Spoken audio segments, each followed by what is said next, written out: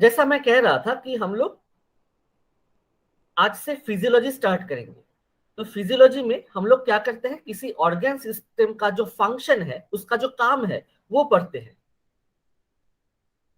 तो यहाँ पे जब डाइजेस्टिव सिस्टम पढ़ रहे हैं तो उसका जो टोटल एस्पेक्ट्स होगा उसको हमने ये कुछ चैप्टर्स में डिवाइड कर दिए हैं। जैसे पहला होगा इंट्रोडक्शन, फिर आएगा माउथ एंड सलाइवरी ग्लैंड्स, उसके बाद आएगा स्टमक के बारे में पढ़ेंगे, पैनक्रिया के बारे में पढ़ेंगे, उसके बाद लिवर एंड गॉल ब्लैडर आएगा, उसके बाद स्मॉल इंटेस्टाइन लार्ज इंटेस्टाइन आएगा। उसके बाद एक चैप्टर होगा जहाँ पे मूवमेंट्स ऑफ जीआई ट्रैक्ट, हमारा जो गैस्ट्रो इंटेस्टिनल ट्रैक्ट है, वहां से जो खाना पास होता है तो किस तरह से मूव करता है, वो पार्ट हम लोग यहाँ पे देखेंगे। उसके बाद एक चैप्टर आएगा गैस्ट्रो इंटेस्टिनल हार्मोन।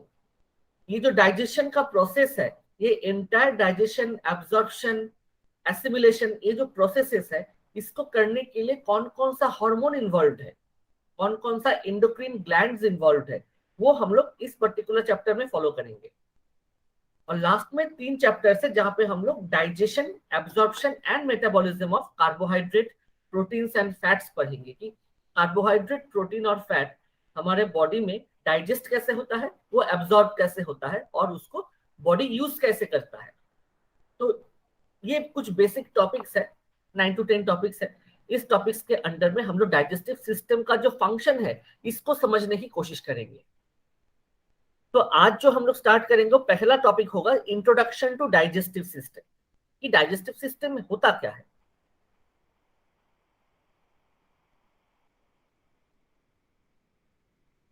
तो ये जो बुक है, ये शंभुलिंगम का है, फिजियोलॉजी, तो उसी से हम लोग पढ़ेंगे। तो यहाँ पे देख सकते हो, इंट्रोडक्शन टू डाइजेस्टिव सिस्टम के अंडर में हम लोग कुछ टॉपिक्स पढ़ने वाले हैं, जहाँ पे उसका फंक्शनल एनाटॉमी, एनाटॉमी पढ़ेंगे लेकिन फंक्शनल एस्पेक्ट से। फिर डिफरेंट स्ट्रक्चर्स होगा जीआई ट्रैक्ट का, उसके बारे में पढ़ेंगे। नर्व सप्लाई क्या है वो भी जानेंगे। ये 4 इंपॉर्टेंट पॉइंट्स है जो हम लोग ये इंट्रोडक्शन टू डाइजेस्टिव सिस्टम में कवर करने वाले हैं आज। तो सबसे पहले डाइजेस्टिव सिस्टम क्या है, व्हाट इज डाइजेस्टिव सिस्टम। अगर आपसे पूछा जाए कि डाइजेस्टिव सिस्टम का डेफिनेशन बताइए, तब क्या बोलना है। तो हम लोग क्या देख सकते हैं, डाइजेस्टिव सिस्टम बहुत सारे ऑर्गन्स को मिलाकर बना हुआ है। जैसे हमारा माउथ है, टंग है, इसोफेगस है, स्टमक है, लीवर है, स्मॉल इंटेस्टाइन, लार्ज इंटेस्टाइन, बहुत सारे ऑर्गन्स को मिलाकर हमारा डाइजेस्टिव सिस्टम बना है। तो इसे हम लोग क्या कह सकते हैं, it is a collection of various organs. तो ये बहुत सारे ऑर्गन्स का कलेक्शन हुआ। अब ये सारे ऑर्गन्स एक साथ आकर काम क्या करता है, इसका काम है जो खाना हम लोग खाते हैं उसको अंदर लेना, to take in food, digest it, जो खाना हमने खाया उसको डाइजेस्ट करना, डाइजेशन के बाद उस डाइजेस्टेड फूड से जो न्यूट्रिएंट्स है उसको एब्जॉर्ब करना, बॉडी में एब्जॉर्ब करना, और सिर्फ एब्जॉर्ब तक नहीं, एब्जॉर्ब होने के बाद उसको यूटिलाइज करना। कि मान लो कार्बोहाइड्रेट हमने खाया, तो कार्बोहाइड्रेट हमारे बॉडी में यूज कैसे होगा, हमने प्रोटीन लिया तो प्रोटीन हमारे बॉडी में यूज किस तरह से होगा, क्या क्या काम करेगा। तो इस तरह से हमने जो खाना खाया उसको डाइजेस्ट करेंगे, डाइजेस्ट करने के बाद उसको एब्जॉर्ब करेंगे। अब ब्लड के थ्रू वो सारे बॉडी पार्ट्स के पास चला जाएगा, सारे सेल्स के पास चला जाएगा। जब वहां पे जाएगा, उसको सेल को तो उसको लेना है, उसको यूज करना है, तो क्या होगा, एसिमिलेशन। वो जो न्यूट्रिएंट है वो बॉडी में यूज हो रहा है, या फिर हमारे बॉडी का जो सेल्स है उस न्यूट्रिएंट को यूज कर रहा है, तो दैट इज एसिमिलेशन।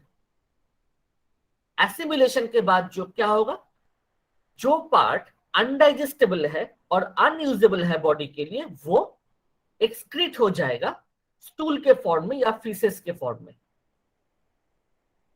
यहां तक क्लियर हुआ। Yes sir. अच्छा, मैं फिर से बोल रहा हूं, अगर कहीं पे समझ में नहीं आता तो मुझसे पूछना। तो यहाँ पे देख सकते हो, digestion is defined as a process by which fruit is broken down into simple substances that can be absorbed and used as nutrients by the body. इसका मतलब है कि डाइजेशन एक प्रोसेस है जहां पे जो खाना हम लोग खाते हैं वो सिंपल केमिकल सब्सटेंसेस में ब्रेक डाउन हो जाता है। ठीक है, सिंपल केमिकल सब्सटेंसेस में ब्रेक डाउन हो जाता है।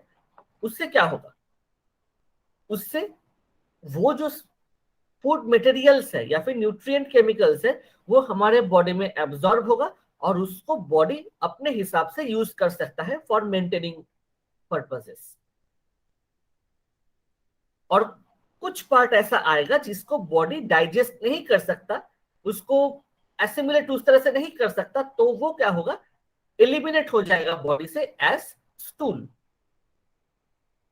ठीक है,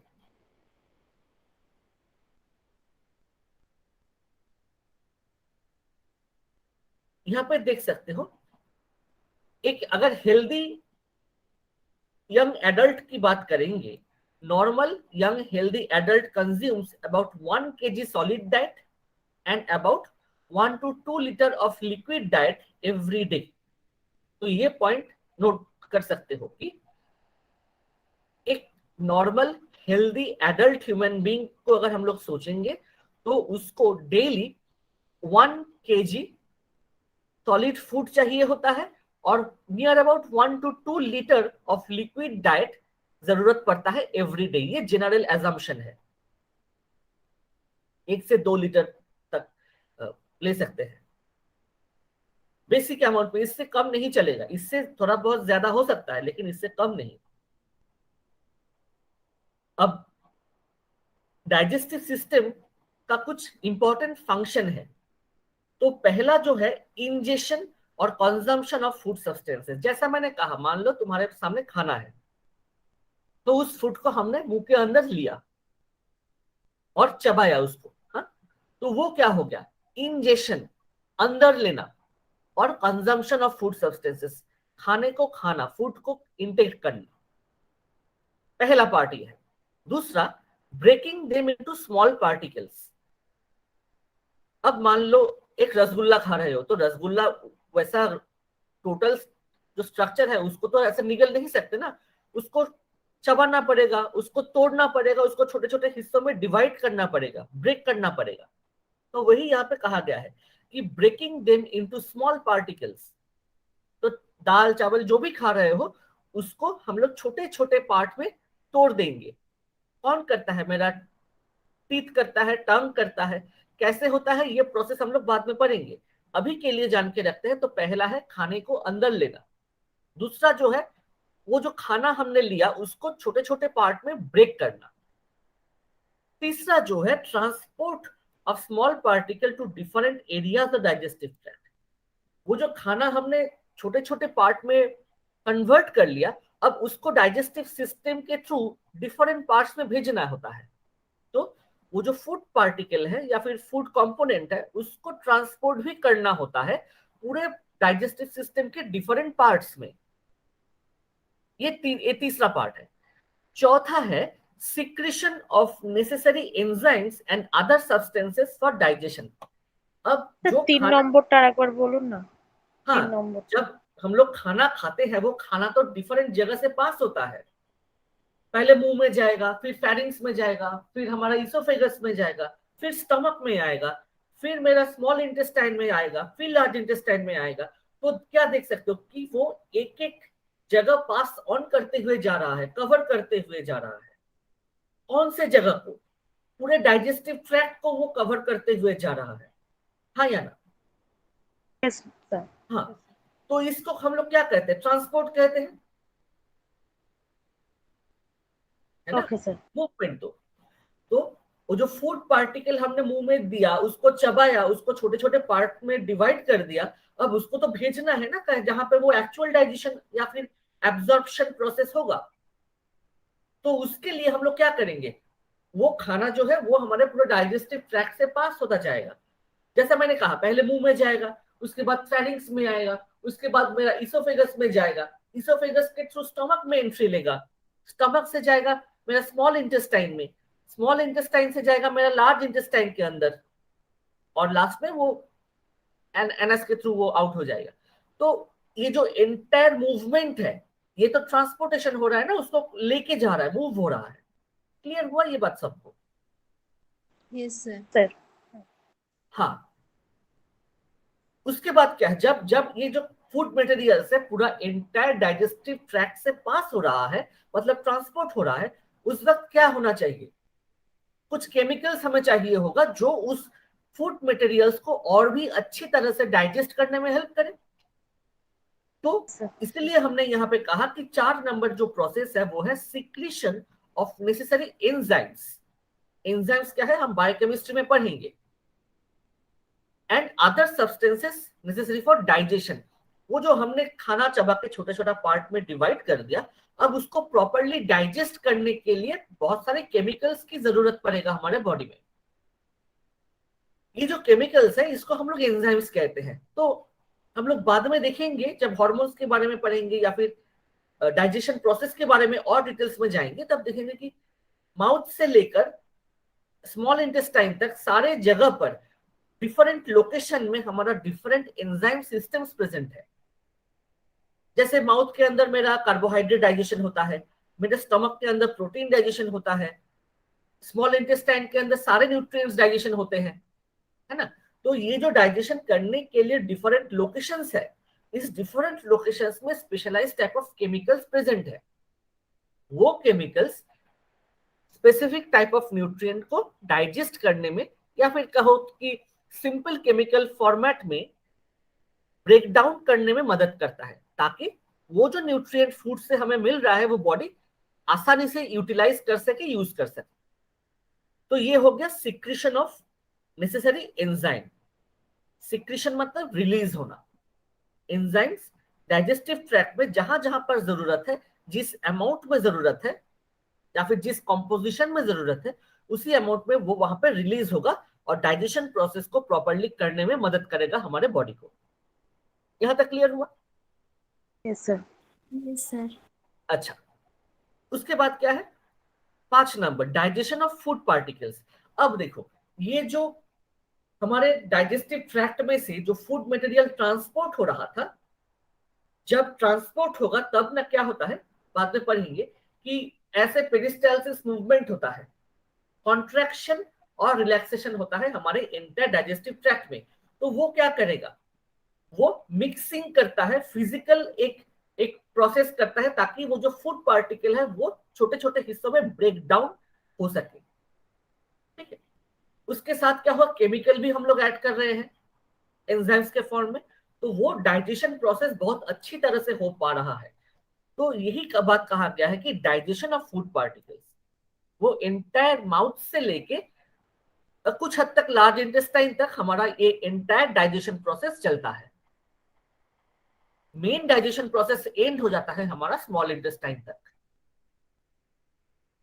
6th पार्ट क्या है फिर, एब्जॉर्प्शन ऑफ द प्रोडक्ट्स या फिर न्यूट्रिएंट्स। तो ये जो डाइजेशन प्रोसेस के बाद जो न्यूट्रिएंट्स हमें मिले, विटामिन है, मिनरल्स है, fat, carbohydrate, protein, nucleic acid, ये जो भी मिनरल्स है हमारे बॉडी में जो कि फूड से हमें मिला, उसको तो एब्जॉर्ब करना होगा ना, बॉडी यूटिलाइज करेगा, ब्लड में घुलना है, नहीं तो काम नहीं होगा कोई। तो absorption of digestive products takes place. उसके बाद क्या है, removal of unwanted substances from the body. जैसे तुमने खीरा खा लिया, जिसको क्यूकम्बर कहते हैं, क्यूकम्बर या फिर सलाद टाइप का जो फूड होता है, वो बॉडी डाइजेस्ट नहीं कर पाता, उसको फाइबर कहते हैं।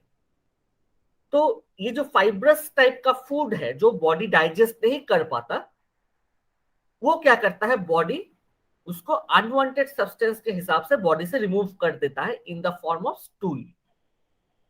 तो ये 7 प्रोसेस हमारा जो डाइजेस्टिव सिस्टम है एक के बाद एक करता रहता है। तो क्या हुआ, मैं एक बार फिर से बोल देता हूं। इंजेशन और consumption of food substances, food को खाना, breaking them into small pieces, जब हम लोग चबाते हैं, च्यू करते हैं, तो वो खाना ब्रेक हो जाता है छोटे छोटे फॉर्म में। अब वो जो खाना छोटे छोटे फॉर्म में डिवाइड हुआ वो ट्रांसपोर्ट होना पड़ेगा इंटर डाइजेस्टिव सिस्टम से, तब जाके डाइजेशन प्रोसेस या फिर जो एब्जॉर्प्शन प्रोसेस है वो ठीक से होगा। तो transport of small particles to different areas of digestive tract, ये हमने सीखा। उसके बाद क्या है, जब वो फूड मटेरियल्स हमारे पूरे डाइजेस्टिव ट्रैक्ट से पास हो रहा है तो वहां पर डिफरेंट टाइम में डिफरेंट जगह पे डिफरेंट केमिकल्स रिलीज होंगे जो उस डाइजेशन प्रोसेस को और भी अच्छी तरह से करवाने में मदद करेगा हमें। अच्छा, उसके बाद क्या है, जब ये प्रोसेस हो रहा है तब हमारा जो डाइजेशन है वो अंडर प्रोग्रेस है, वो चल रहा है हमारे वहां पर। डाइजेशन प्रोसेस जब होगा उसके बाद जो काम होगा एब्जॉर्प्शन, जो न्यूट्रिएंट्स डाइजेशन हुआ है उसको बॉडी में एब्जॉर्ब करना है। एब्जॉर्प्शन का मतलब ब्लड के साथ मिक्स होना है। तो ये जो न्यूट्रिएंट हम डाइजेशन करके हमें मिला वो ब्लड के साथ मिक्स होगा, तो दैट इज एब्जॉर्प्शन।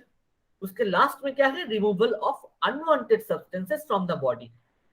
तो जो न्यूट्रिएंट बॉडी यूज कर सकता है उसको यूज कर लिया, और जो पार्ट उसने डाइजेस्ट नहीं कर पाया वो तो डाइजेस्टिव ट्रैक्ट से बाहर नहीं निकलेगा, ब्लड में नहीं मिलेगा जाके। तो क्या होगा, वो स्टूल के हिसाब से वो बॉडी से एक्सपेल हो जाएगा, पास ऑन हो जाएगा। यहां तक क्लियर हुआ सबको? Yes sir. अच्छा ठीक है, अगर थोड़ा सा भी डाउट रहा तो जब घर में पढ़ोगे तब वो क्वेश्चंस आएगा, नेक्स्ट क्लास में हम वो भी डाउट क्लियर कर लेंगे पहले। उसके बाद क्या है, functional anatomy of digestive system. मैं यहाँ पे एक चीज क्लियर करके रखूं कि जो एनाटॉमी है मतलब जो स्ट्रक्चर है ऑर्गन का, वो हम लोग एनाटॉमी के अंडर में पढ़ेंगे। यहाँ पे जब कहा जा रहा है कि फंक्शनल एनाटॉमी, तो ये समझ लेना होगा कि जो एनाटॉमिकल एस्पेक्ट फंक्शन को समझने के लिए इंपॉर्टेंट है हम सिर्फ उतना ही बात करेंगे यहाँ पर। ठीक है, तो functional anatomy of digestive system यहाँ पे हमने कहा। तो याद करो हमने एनाटॉमी में पढ़ा था, ये जो हमारा डाइजेस्टिव सिस्टम है ये तो ऑर्गन सिस्टम है, बहुत सारे ऑर्गन्स को मिलाकर बना हुआ है। अच्छा, ये जो डाइजेस्टिव सिस्टम, इसको हम लोग दो हिस्सों में डिवाइड कर सकते हैं। एक है गैस्ट्रो इंटेस्टिनल ट्रैक्ट और एक है associated organs. Yes, gastro sir. Intestinal tract के अंदर में कौन सा आएगा, माउथ टू एनस, मतलब जो लंबा जो पाइप वाला स्ट्रक्चर है वो, जैसे हमारा माउथ हो गया, ओरल कैविटी हो गया, फेरिंग्स हो गया, इसोफेगस हो गया, stomach, small intestine, large intestine और एनस। ये टोटल माउथ टू एनस जो लंबा प्रोसेस है इसको हम लोग कहेंगे गैस्ट्रो इंटेस्टिनल ट्रैक्ट। ट्रैक्ट का मतलब है रास्ता। और बाकी जो है एक्सेसरी ऑर्गन्स जो उसके साथ एसोसिएट है, जैसे माउथ में अगर बोलेंगे तो मेरा सलाइवरी ग्लैंड ग्रुप है। ठीक है, 3 सेट ऑफ सलाइवरी ग्लैंड है यहाँ पर।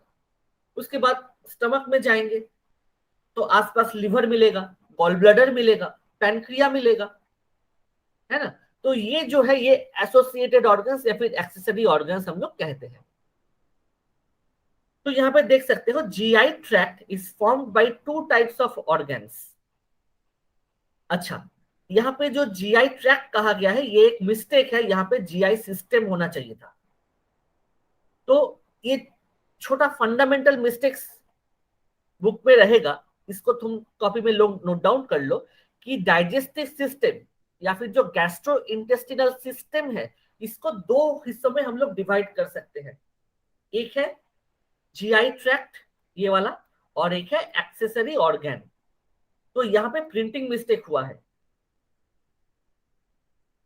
तो डाइजेस्टिव ऑर्गन कौन कौन सा है, जैसे हमने कहा mouth, pharynx, oesophagus, stomach, small intestine, large intestine.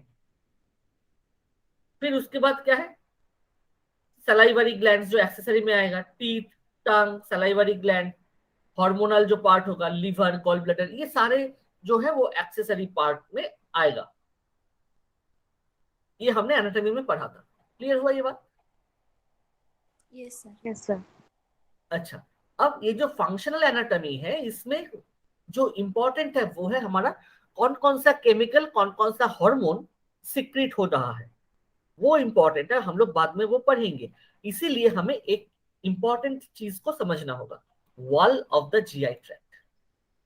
हमारा जो जीआई ट्रैक्ट है, जहां से हमारा जो फूड मटेरियल है पास हो रहा है, ट्रांसपोर्ट हो रहा है, और हमने पढ़ा उसी जगह पर ये जो एंजाइम से केमिकल्स है वो रिलीज होता है डाइजेशन प्रोसेस को कराने के लिए।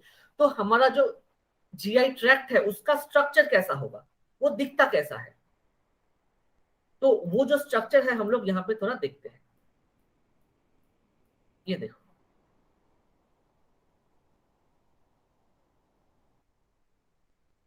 मान लो ये जीआई ट्रैक्ट है, तो माउथ टू एनस ऐसे पाइप जैसा स्ट्रक्चर होगा।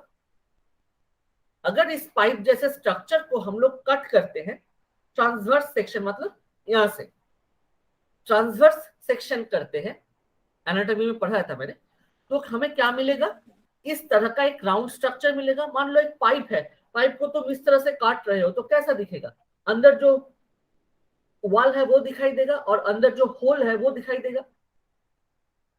तो ये डाइजेस्टिव सिस्टम को हमने ट्रांसवर्स कट किया, तो ये इनसाइड पार्ट है, इस इनसाइड पार्ट से मेरा जो फूड है वो पास होता है, और ये जो पार्ट है ये एकदम आउटर लेयर है। ये पिक्चर क्लियरली देख पा रहे हो? Yes sir. Yes, sir. अच्छा, Sir. तो हमने क्या कहा था कि ऐसे जो ट्यूब लाइक स्ट्रक्चर होते हैं उसका जो एकदम इंटरनल लेयर, एकदम इंटरनल ओपन एरिया होता है जहां से फूड एक्चुअली पास होता है, उसको क्या कहते हैं, ल्यूमेन। हाँ सर। याद करो, हमने कहा था ल्यूमेन। ल्यूमेन मतलब एक पाइप जैसा स्ट्रक्चर जहां से कुछ पास हो सकता है, जैसे यहाँ पे लिखा हुआ है, देखो ल्यूमेन लिखा हुआ है अंदर। ठीक है, अब इसके बाद अब क्या होगा, उसके अंदर ये जो पिंक डीप पिंक वाला स्ट्रक्चर है, इसको देखो, इसको हम लोग कहते हैं इपिथेलियम। इपिथेलियम मतलब इपिथेलियल सेल्स जो है वो एकदम आउटर लेयर में हमारा इपिथेलियल सेल्स रहता है। एपी का मतलब है अबव, ऊपर, और थेलियल का मतलब है, मतलब एक लेयर हम लोग बोल सकते हैं। ठीक है, एक कॉम्पैक्ट लेयर बोल सकते हैं। तो जब किसी भी सरफेस के ऊपर कॉम्पैक्ट लेयर ऑफ सेल्स रहेगा तो उसे हम लोग इपिथेलियल लेयर कहते हैं या फिर इपिथेलियम कह रहे हैं। तो ये अंदर की ओर भी हो सकता है, ये बाहर की ओर भी हो सकता है। उसके बाद क्या आएगा, ये डीप जो पिंक कलर है उसके नीचे देखो थोड़ा लाइट पिंक कलर का एक एरिया है, उसका नाम क्या दिया, लैमिना प्रोप्रिया।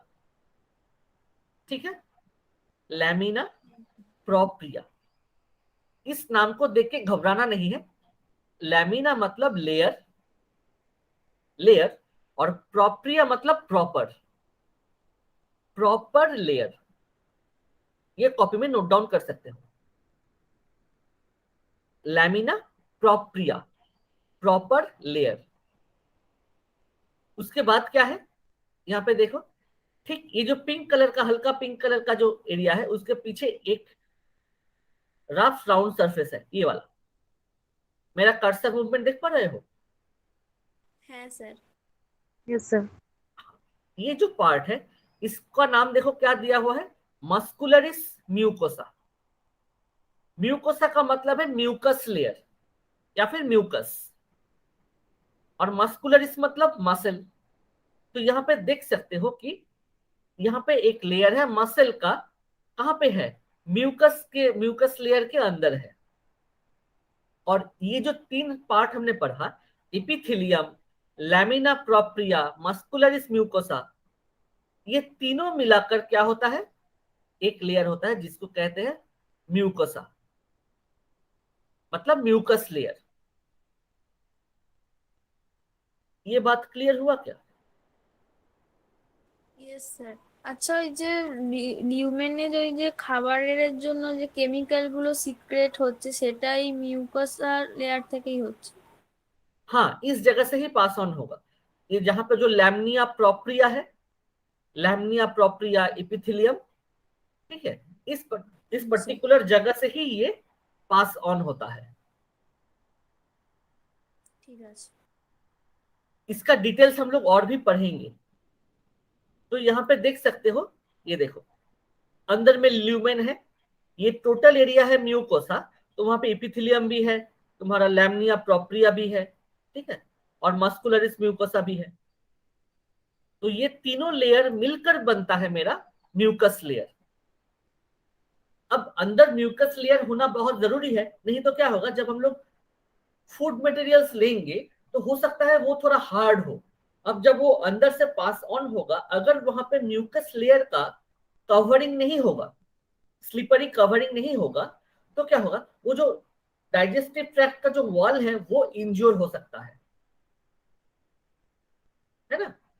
इसीलिए एक स्लिपरी सरफेस दिया हुआ है ताकि वहां पर फ्रिक्शन कम हो, वहां का जो स्ट्रक्चर है वहां पे इंजुरी कम हो। तो सबसे अंदर वाला जो हिस्सा है, ये वाला जो पार्ट है, पिंक, डीप पिंक कलर का देख पा रहे हो, ये है तुम्हारा इपिथेलियल लेयर। इपिथेलियल लेयर के ठीक नीचे जो ये डीप पिंक कलर का जो एरिया है, ये जो पूरा एरिया है, इसका नाम दिया है लैमिना प्रोप्रिया, मतलब प्रॉपर लेयर ये है। उसके बाद क्या है, ये एक डार्क ब्राउन कलर का देख पा रहे हो, पतला सा, इसका नाम दिया है मस्कुलरिस म्यूकोसा, मतलब म्यूकस लेयर में जो मसल है वो। यहां तक क्लियर हुआ। अब ये तीनों चीजों को मिलाकर, ये तीनों कंपोनेंट को मिलाकर हम लोग कह सकते हैं कि म्यूकस लेयर या फिर म्यूकोसा। अब ये लैटिन वर्ड है, इसलिए इस तरह से म्यूकोसा, मस्कुलरिस इस तरह से बोला गया है, लेकिन जो वर्ड है इसको डायरेक्टली हम इंग्लिश में कन्वर्ट कर देंगे। ये नेमिंग क्लियर हुआ क्या? Yes sir. यस और सर। और टेंशन मत लो, ये जो वीडियो रिकॉर्डिंग है ये शेयर कर दूंगा तुम्हारे साथ, बाद में देख सकते हो, ओके सर। ठीक है। उसके बाद क्या है, देखो ये म्यूकस लेयर के नीचे एक और पिंक कलर का लेयर पतला सा दिखाई पड़ रहा है, इसका नाम क्या दिया, सब म्यूकोसा। अब म्यूकोसा जब हमने बोला तो म्यूकोसा का मतलब हमने क्या कहा, म्यूकस लेयर, और सब का मतलब क्या है, नीचे, बिलो। तो हम लोग यहां से देख सकते हैं सब म्यूकोसा का मतलब है म्यूकस लेयर, एक एक लेयर है जो मेन म्यूकस लेयर है पहला वाला, उसके ठीक नीचे है या फिर उसके पीछे है, इसीलिए सब म्यूकोसा कहा गया है इसको, है ना। तो एनाटॉमिकली इसका जो लोकेशन हम लोग देख पा रहे हैं वो देखो ठीक म्यूकस लेयर के पीछे है, इसीलिए सब म्यूकोसा। तो एक चीज नोटिस करो यहाँ पे कि जैसा नाम दिया जा रहा है कि कौन से लोकेशन में है, दिखता कैसा है, किस चीज से बना है, उस सारे चीजों को मिला के ये नामकरण किया गया है, नेमिंग किया गया है। इसीलिए हमने कहा था एनाटॉमी में कि जो दिखेंगे वही बोलेंगे, है ना। और उसके बाद देखो, दो यहाँ पे पॉइंट करके एक जगह पे लिया गया है, कहा गया है कि मस्कुलरिस एक्सटर्ना। मस्कुलरिस का मतलब क्या है, अब बताओ फिर। মাসকুলার মানে মাসল ছাড় মাসল দিয়ে মাসল। তৈরি। हाँ, मस्कुलरिस का मतलब है मसल्स, ठीक है।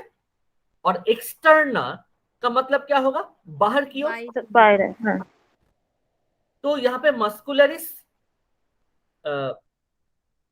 लैमिना मस्कुलरिस कहते हैं जनरली, लैमिना मतलब लेयर और मस्कुलरिस मतलब मसल। तो मसल का लेयर हम लोग देख पा रहे हैं, एक रेड कलर का और एक थोड़ा डार्क ब्राउन कलर का, ये वाला। तो दो लेयर है। तो यहाँ पे देखो नाम भी दो दिया गया है, इंटरनल मसल लेयर जो ये रेड कलर का है, स्ट्रेट लाइन वाला, तो इंटरनल मसल लेयर अंदर की ओर है जो, और एक होता है external layer, external muscle layer जो बाहर की ओर हमें मिलेगा। तो जीआई ट्रैक्ट को अगर अंदर से बाहर की ओर देखेंगे तो सबसे पहला आएगा म्यूकस लेयर, जिसे हम लोग म्यूकोसा कहते हैं। म्यूकोसा के बाद आएगा मेरा सब म्यूकस लेयर, और सब म्यूकस लेयर के बाद आएगा हमारा मस्कुलर लेयर।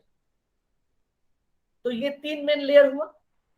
अब इस तीन लेयर को हम लोग थोड़ा डिटेल्स में जाएंगे, तो जो म्यूकस लेयर है वो तीन लेयर से बना हुआ है। अंदर से बाहर की ओर बोलेंगे तो पहले आएगा मेरा इपिथेलियम, उसके बाद आएगा मेरा लैमिना प्रोप्रिया, उसके बाद आएगा मेरा मस्कुलरिस म्यूकोसा।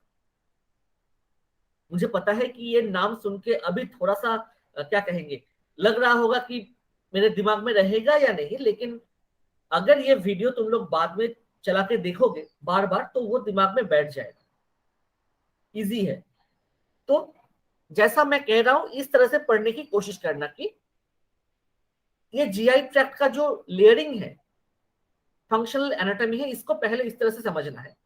सबसे अंदर जो खाली स्पेस है वो है ल्यूमेन, ठीक है। ल्यूमेन के बाद से इनसाइड आउट, अंदर से बाहर, मतलब डीप टू सुपरफिशियल हम लोग डिस्क्राइब करेंगे। तो सबसे अंदर में जो मेन लेयर है वो है, पहला क्या हुआ मेरा म्यूकस लेयर, मतलब म्यूकोसा। दूसरा क्या हुआ मेरा सब म्यूकोसा, म्यूकस लेयर का ठीक बाद। और एकदम बाहर में क्या है, मस्कुलर लेयर, मस्कुलरिस लैमिना या फिर लैमिना मस्कुलरिस। तो ये अंदर, मिडिल और बाहर की ओर 3 लेयर मेरा कंप्लीट हो गया। अब इसके बाद ये 3 हो जाने के बाद इन तीनों को फर्दर डिवाइड करेंगे। तो पहले आते हैं म्यूकोसा में, म्यूकस लेयर में। तो म्यूकस लेयर हम लोग क्या देख पा रहे हैं इस पिक्चर में, अंदर से बाहर की ओर डिवीजन है। कैसे, सबसे अंदर हमें मिलेगा इपिथेलियल लेयर या फिर इपिथेलियम, उसके ठीक पीछे रहेगा लैमिना, लैमिना प्रोप्रिया, मतलब प्रॉपर लैमिना या फिर प्रॉपर लेयर। उसके बाद क्या रहेगा, मस्कुलरिस म्यूकोसा, म्यूकस लेयर का जो मसल है वो प्रेजेंट रहेगा। इन तीनों को मिलाकर हमारा क्या बना, म्यूकस लेयर बना, पहला वाला। यहां तक क्लियर है? Yes sir. Yes sir. ठीक है। अब म्यूकस लेयर खत्म होने के बाद मेरा दूसरा जो लेयर था उसमें आएंगे सब म्यूकोसा। इस पिक्चर में देख पा रहे हैं कि सब म्यूकोसा का वैसा कोई डिफरेंशिएशन है नहीं, सब म्यूकोसा है। तीसरा जो पार्ट है हमारा क्या, मस्कुलर लेयर या फिर लैमिना मस्कुलरिस, मस्कुलर लेयर। तो यहाँ पे हम लोग देख सकते हैं कि 2 मसल लेयर को डिस्टिंक्टली यहाँ पे समझाया गया है, एक अंदर की ओर, एक बाहर की ओर। तो इसको क्या कहेंगे, जब मसल लेयर को डिस्क्राइब करेंगे तो कहना पड़ेगा अंदर की ओर है internal muscular layer, muscularis interna, और बाहर जो है उसे कहेंगे external muscular layer, muscularis externa. Externa मतलब बाहर की ओर और इंटरना मतलब अंदर की ओर, ठीक है। तो इस पिक्चर में एक प्रॉब्लम है, यहाँ पे दोनों को ही मस्कुलरिस एक्सटर्ना कहा गया है, लेकिन इसको कहना होगा लैमिना मस्कुलरिस, मतलब मसल लेयर। अब ये मसल लेयर 2 टाइप का होगा, 2 एस्पेक्ट में बोलेंगे, एक अंदर की ओर है, एक बाहर की ओर है। तो जो अंदर में होगा उसको कहेंगे मस्कुलरिस इंटरना, मतलब इंटरनल, और जो बाहर की ओर है उसे कहेंगे मस्कुलरिस एक्सटर्ना, एक्सटर्नल, बाहर की ओर। तो ये क्लियर हुआ? Yes sir. अच्छा, यस सर। हाँ।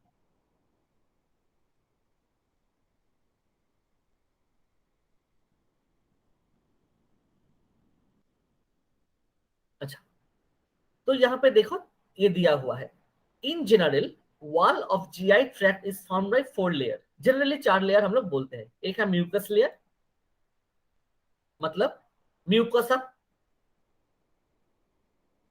सब म्यूकस लेयर, सब म्यूकोसा, मस्कुलर लेयर, मस्कुलरिस, और सेरस और फाइब्रस लेयर, जो इसके बाहर भी एक लेयर रहता है फाइब्रस टिश्यू का, तो वो सेरस लेयर हम लोग कहते हैं।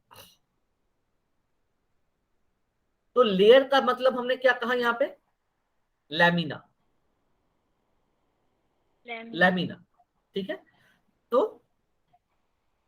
लैमिना म्यूकोसा, लैमिना सब म्यूकोसा, लैमिना मस्कुलरिस, और लैमिना फाइब्रोस, फाइब्रस, ठीक है। तो इस तरह से हम लोग बोल सकते हैं। तो अभी के लिए ये बेसिक ये नाम याद रखो, और वो जो लैटिन नेम मैंने बताया वो साइड में लिख लेना, धीरे धीरे याद हो जाएगा। আর স্যার লাস্টের तो ওইটা সেটা শুধু ল্যামিনা মাস্কুলারিসই বলবো, সেটার দুটো পার্ট, যেটা মাস্কুলারিস ইন্টারনাল, মাস্কুলারিস এক্সটার্নাল। हाँ, हाँ, मस्कुलरिस इंटरना, मस्कुलरिस एक्सटर्ना। और यहाँ पे देखो और एक पार्ट यहाँ पे कहा गया था कि सेरस और फाइब्रस लेयर, इसे कहते हैं सेरोसा, मतलब एक फाइब्रस एक हार्ड लेयर होता है एकदम बाहर की ओर, जो मसल लेयर को कवर करके रखता है। तो ये हो गया मेरा जीआई ट्रैक्ट का जो 4 लेयर है वो। तो यहाँ पे अगर थोड़ा डिस्क्राइब करेंगे तो देखो, म्यूकस लेयर को पहले बात करेंगे। अब पिक्चर मैंने देख लिया, अब यहाँ पे थोड़ा डिस्क्रिप्शन पढ़ लेते हैं क्या दिया हुआ है। देखो, mucus layer is the innermost layer of the wall of GI tract. ये बात तो क्लियर है, क्योंकि सबसे अंदर वाला पार्ट म्यूकस लेयर ही है ना।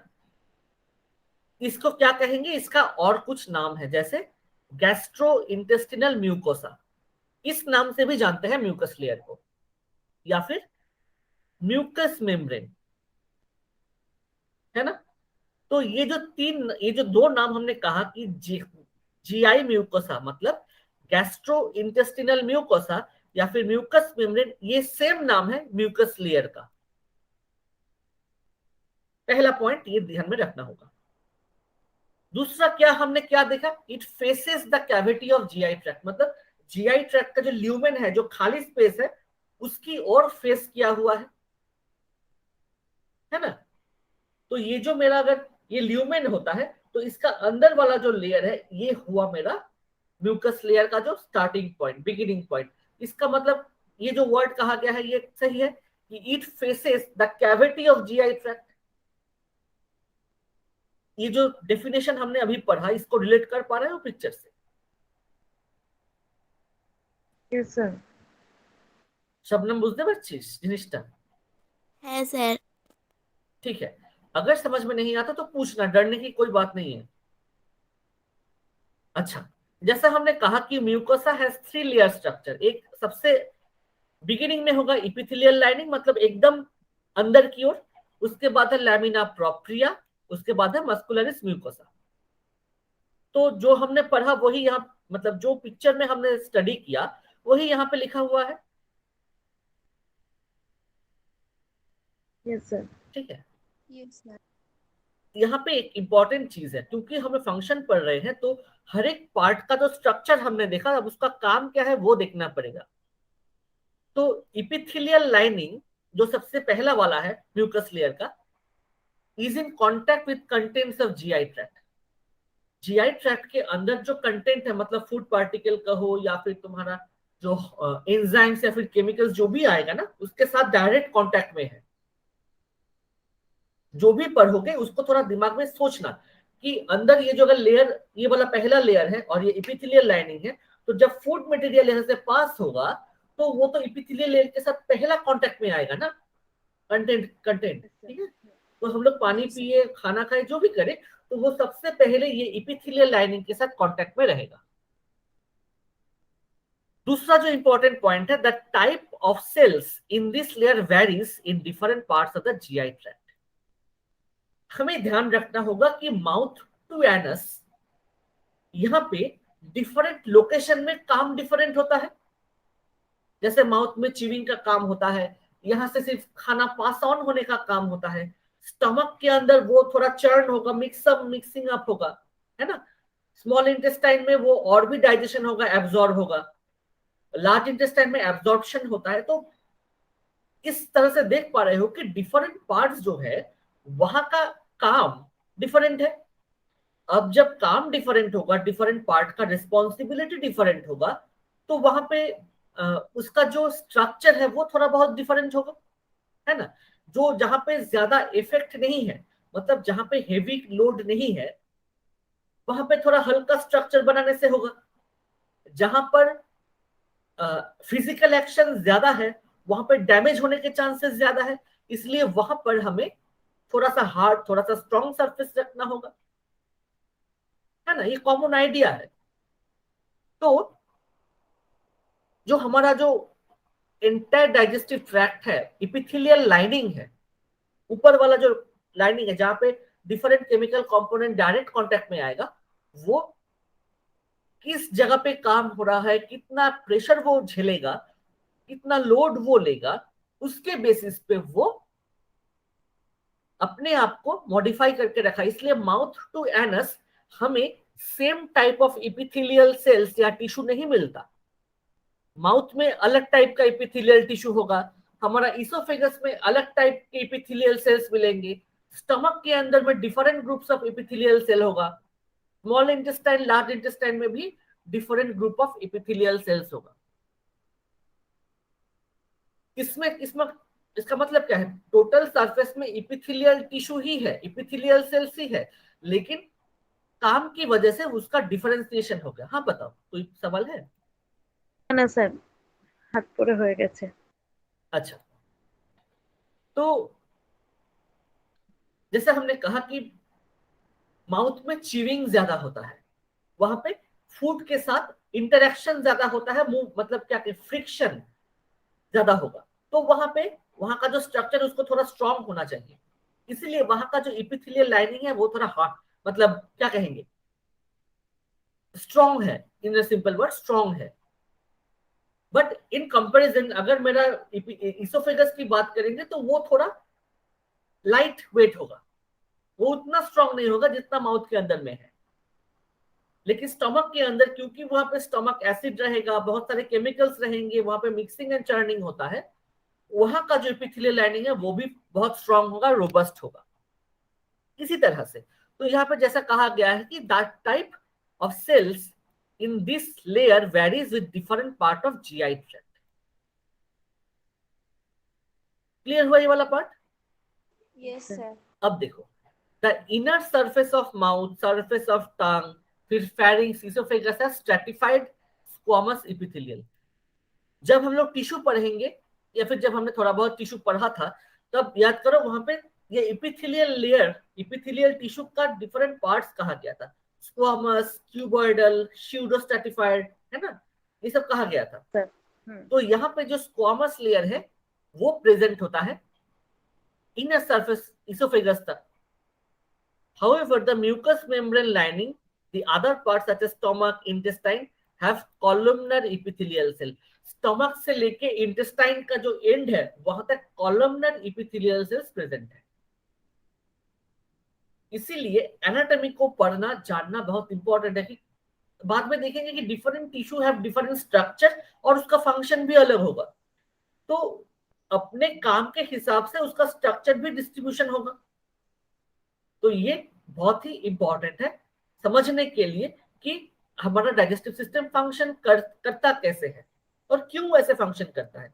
तो हमें क्या मिला कि माउथ से लेके स्टमक के आगे तक, मतलब इसोफेगस के एंड तक स्ट्रैटिफाइड स्क्वामस एपिथेलियल सेल्स रहता है, और उसके नीचे से मतलब स्टमक से लेकर मेरा जो स्मॉल लार्ज इंटेस्टाइन है, एनस रेक्टम, वहां तक मेरा कॉलमनर एपिथेलियल सेल्स प्रिडोमिनेट करेगा अंडर नॉर्मल कंडीशन। क्लियर हुआ ये वाला? Yes sir. Yes. Next class से पहले ये जो भी मैंने पढ़ाया इसको कॉपी में लिख के पढ़ो। इंग्लिश जो यहाँ पे है इसको पॉइंट पॉइंट करके पढ़ो। ये एक ऐसा बुक है, यहां से तुम एक भी पॉइंट छोड़ नहीं सकते। ये बहुत ही अच्छा बुक है और बहुत ही कॉम्पैक्ट बुक है। एमबीबीएस एमडीज इस बुक को फॉलो करते हैं, ठीक है। तो यहाँ पे कोई भी पॉइंट नहीं छोड़ना है और हर एक पॉइंट का मीनिंग डिक्शनरी देख देख के निकाल के पढ़ना है, या फिर अभी इंटरनेट भी है वहां पे मिल जाएगा। जहां पे समझ में नहीं आएगा मुझसे पूछना, मैं नेक्स्ट क्लास में क्लियर कर दूंगा। समझ के पढ़ना है, ठीक है, रट्टा मत मारो, समझ के पढ़ोगे तो मजा आएगा। तो यहाँ पर और एक चीज मैं बोलना चाहता हूँ कि अगर तुमको लगता है कि हिंदी में इसका मीनिंग लिख के रखने से इजी होगा या फिर बंगाली में लिख के रखने से इजी होगा, तो तुम ब्रैकेट करके जब नोट्स बनाओगे कॉपी में तो ब्रैकेट करके, मान लो यहाँ पे मैंने कहा कि muscular layer, muscular is internal, तो वहां पे ब्रैकेट में लिख सकते हो इंटरनल मसल लेयर, अंदर वाला मसल। इस तरह से लिख के रख ही सकते हो अपने हेल्प के लिए। इससे क्या होगा, जब नोट्स बनाओगे तो वो कॉम्पैक्ट होगा, कभी भूलोगे नहीं। उसके बाद क्या है यहाँ पे, लैमिना प्रोप्रिया। लैमिना प्रोप्रिया जो है वो कनेक्टिव टिश्यू है, जहां पे फाइब्रोब्लास्ट है, मैक्रोफाज है, लिम्फोसाइट है, ईओसिनोफिल है, मतलब किसी भी तरह का कनेक्टिव टिश्यू है। कनेक्टिव टिश्यू का काम क्या है, सारे आसपास का जो स्ट्रक्चर है उसको होल्ड करके रखना, एक कनेक्शन बना के रखना, एक इंटीग्रेटेड फॉर्म में क्या कहेंगे, एक स्ट्रक्चर को मेंटेन करने में हेल्प करता है। ठीक है ना। तो लैमिना प्रोप्रिया का काम है कि ये जो म्यूकस मेम्ब्रेन के आगे या फिर सेरस लेयर पीछे जो भी है, इसको एक जगह पे इंटीग्रेट करके रखो, पकड़ के रखो, ताकि वो स्ट्रक्चर डिफॉर्म ना हो जाए। तो इस वजह से ये लैमिना प्रोप्रिया यूज करता है, कनेक्टिव टिश्यू है ये। तो दो टाइप का टिश्यू हमें मिल गया। हाँ बोलो। হ্যাঁ, বলছি কি এইটা আরেকবার একটু বলে দেবেন? আর ল্যামিনা প্রপ্রিয়াটা মানে এটাই তো বলেছিলেন যে প্রপার লেয়ার যেটা, हाँ, হ্যাঁ, প্রপার লেয়ারের মধ্যেই কি এইগুলো থাকবে? प्रॉपर लेयर इसी चीजों से बना हुआ है, कनेक्टिव टिश्यू से बना हुआ है। ঠিক আছে। उस लेयर में कनेक्टिव टिश्यू एक एक जनरल टर्म है। कनेक्टिव टिश्यू का अगर वहां पे कंपोनेंट्स देखेंगे तो क्या मिलेगा, फाइब्रोब्लास्ट मिलेगा, मैक्रोफाज मिलेगा, लिम्फोसाइट मिलेगा, इओसिनोफिल मिलेगा, मतलब व्हाइट ब्लड सेल्स ये जो है वो सारे मिलेंगे, है ना। तो इस तरह का और भी different types of connective tissue वहां पे प्रेजेंट है, वो हम लोग बाद में जानेंगे, बाद में देखेंगे एनाटॉमी में। लेकिन अभी के लिए जान के रखते हैं कि ये जो हमारा लैमिना प्रोप्रिया है, जो ये स्ट्रक्चर था, मैं फिर से दिखाता हूं एक बार। ये देखो, ये जो पिंक कलर वाला, जो लाइट पिंक कलर का जो एरिया है, लैमिना प्रोप्रिया, ये कनेक्टिव टिश्यू से बना हुआ है। अब वहां पे different types of connective tissue present है, जिसमें से कुछ कनेक्टिव टिश्यू का नाम हमने यहाँ पे पढ़ा अभी अभी। क्लियर हुआ? Okay sir. হুম।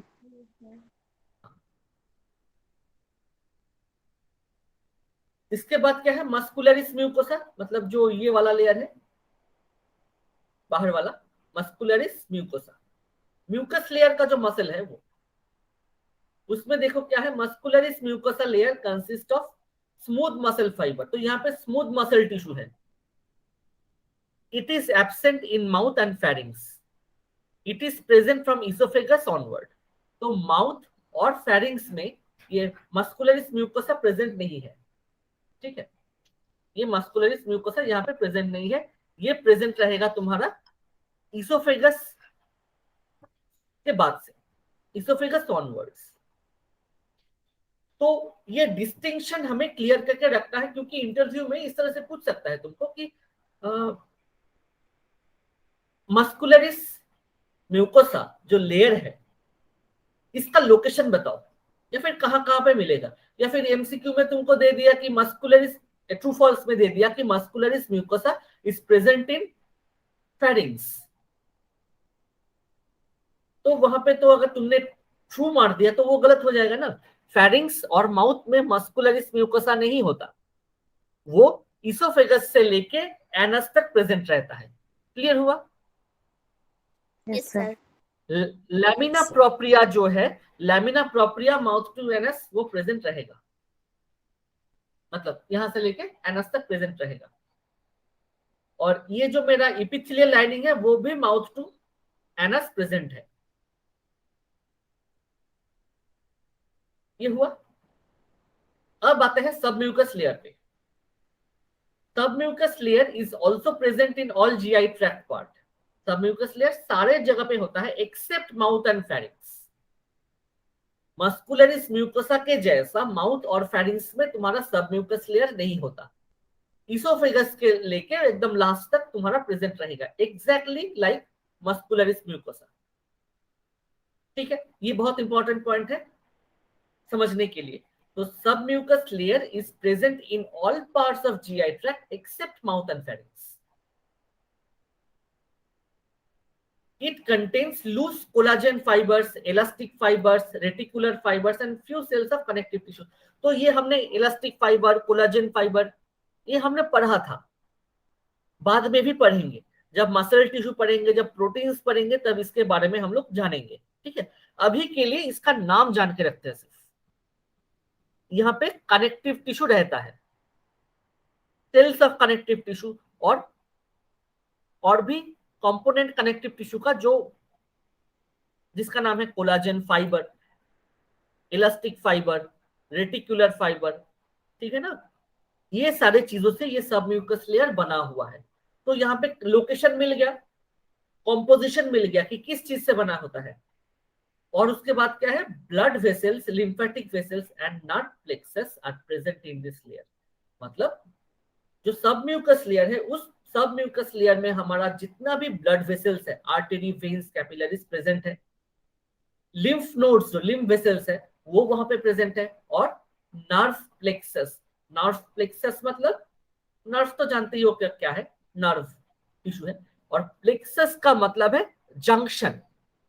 किस चीज का जंक्शन? जहां पे बहुत सारे नर्व आके एक जगह पे ज्वाइन होता है, उसे प्लेक्सस कहते हैं। क्लियर हुआ? Yes, sir. जैसे शियालदा एक जंक्शन है, क्यों? वहां पे डिफरेंट जगह से ट्रेन आके एक जगह पे लोकेट होता है ना, एक जगह पे कलेक्ट होता है। जैसे हावड़ा एक जंक्शन है, डिफरेंट डायरेक्शन से ट्रेन आके एक जगह पे स्टैंड होता है। ठीक उसी तरह ये प्लेक्सस भी जंक्शन ही है। क्या है? ये क्या है? डिफरेंट डायरेक्शन से नर्व आके एक जगह पे ज्वाइन हो रहा है। क्लियर हुआ? तो Yes, उसको sir. कहेंगे प्लेक्सस, नर्व प्लेक्सस। तो ये जो नर्व प्लेक्सस है, ब्लड वेसल्स है, लिम्फेटिक वेसल्स है, ये सब म्यूकस लेयर में प्रेजेंट रहता है। उसके बाद आते हैं हम लोग मस्कुलर लेयर पर। मस्कुलर लेयर कहां पे रहेगा? लिप्स पे, गाल में, चिक्स में। ठीक है। फेरिंग्स का जो वॉल है उसमें रहेगा। Contain skeletal muscle fibre. ये जो मूवमेंट कर पा रहे हैं हमने, तो स्केलेटल मसल का कैरेक्टरिस्टिक क्या था? वो बोन्स के साथ अटैच्ड रहता है। और बोन्स और ये जो मसल दोनों मिलके मूवमेंट पॉसिबल करते हैं। इसीलिए muscular layer in lips, cheeks, wall of pharynx, ये सारे स्केलेटल मसल फाइबर्स हैं। ये क्लियर हुआ? Yes sir. उसके बाद क्या है? इसोफेगस। इसोफेगस में स्केलेटल मसल भी है, स्मूथ मसल भी है। इसोफेगस में स्केलेटल मसल भी है, स्मूथ मसल भी है। अभी के लिए ये जान के रखते हैं दिखता कैसा है, देखने में कैसा होगा, वो हम लोग एनाटॉमी में जब हिस्टोलॉजी पढ़ेंगे तब वहां पर देखेंगे कि स्मूथ मसल दिखता कैसा है और स्केलेटल मसल दिखता कैसा है, अपीयरेंस। तो यहाँ पे जान के रखते हैं कि इसोफेगस अगर की बात करेंगे तो वहां पे स्केलेटल मसल भी होगा, स्मूथ मसल भी होगा। तो यहाँ पे हुआ क्या? मेरा स्केलेटल मसल, फिर यहाँ पे मेरा smooth and skeletal muscle, and wall of the stomach and intestine is formed by smooth muscle. तो स्टमक और स्मॉल इंटेस्टाइन जो भी वो पूरा पार्ट है, वो टोटल हो गया क्या? मेरा स्मूथ मसल। इजी है। तो skeletal muscle, skeletal and smooth muscle, और नीचे स्मूथ मसल। तीनों डिस्टिंक्शन क्लियर हो गया? हाँ सर। Yes, sir. अच्छा, अब यहां पे देखो, smooth muscle fibres in stomach are arranged in 3 layers. ये जो स्मूथ मसल लेयर है स्टमक में, ये 3 लेयर होता है। एक मिनट रुको, देखता हूं।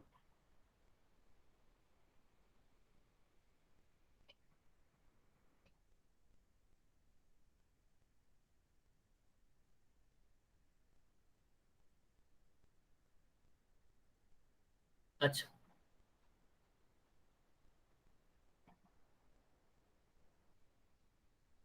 ये देखो,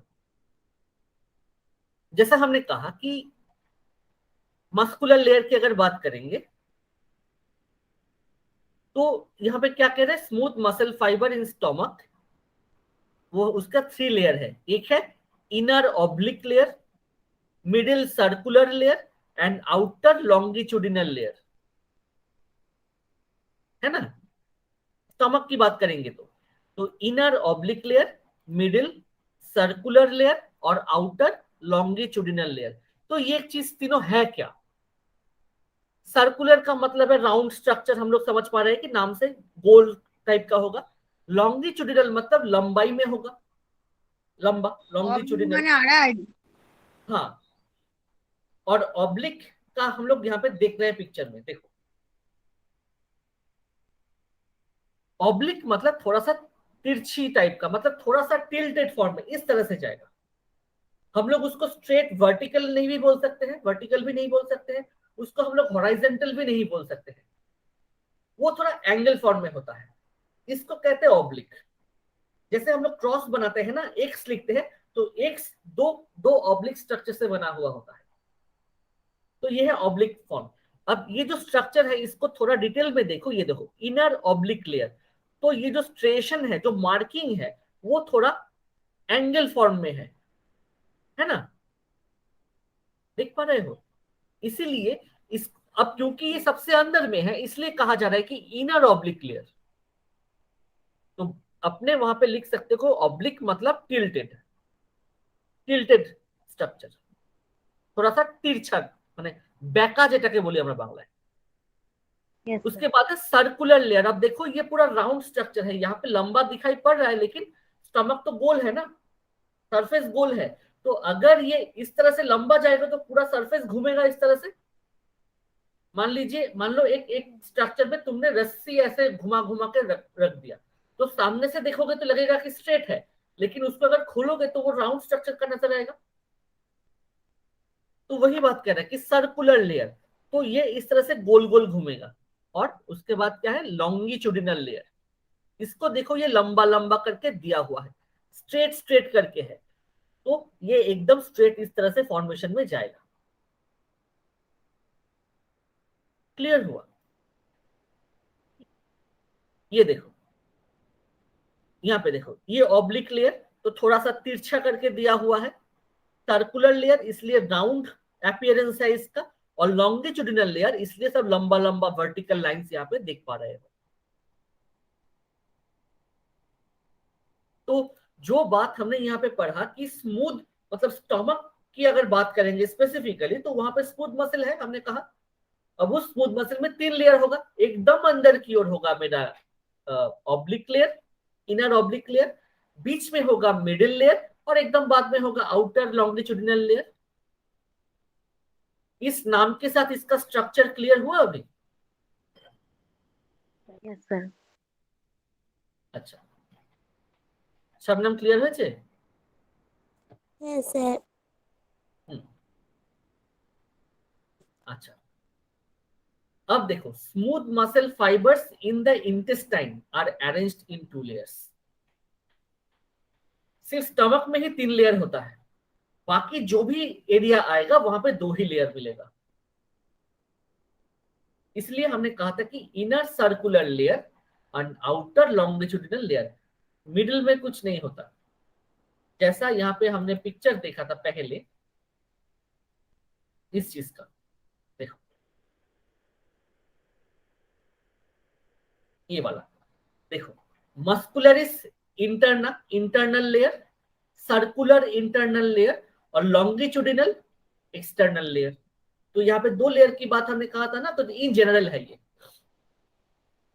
जनरली स्टमक को अगर हम लोग छोड़ देंगे तो बाकी जो जीआई ट्रैक्ट है वहां पे मस्कुलरिस लेयर में 2 लेयर आएंगे, एक है इंटरनल, एक है एक्सटर्नल। इंटरनल जो है वो सर्कुलर है, आउटर जो लेयर है वो लॉन्गिट्यूडिनल है, लंबा लंबी है। और स्टमक की अगर बात करेंगे तो सबसे अंदर में होता है एक ऑब्लिक लेयर, उसके बाद मिडिल में आता है मेरा सर्कुलर लेयर, और उसके एकदम बाहर आता है मेरा लॉन्गिट्यूडिनल लेयर। ये डिस्टिंक्शन क्लियर हुआ? अच्छा, अब हाँ बोलो बोलो, कोई सवाल है तो पूछो, कोई प्रॉब्लम नहीं है। अच्छा ठीक है,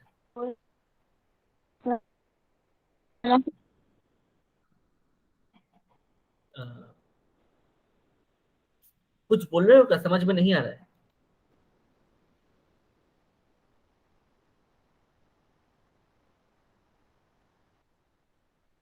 ओके,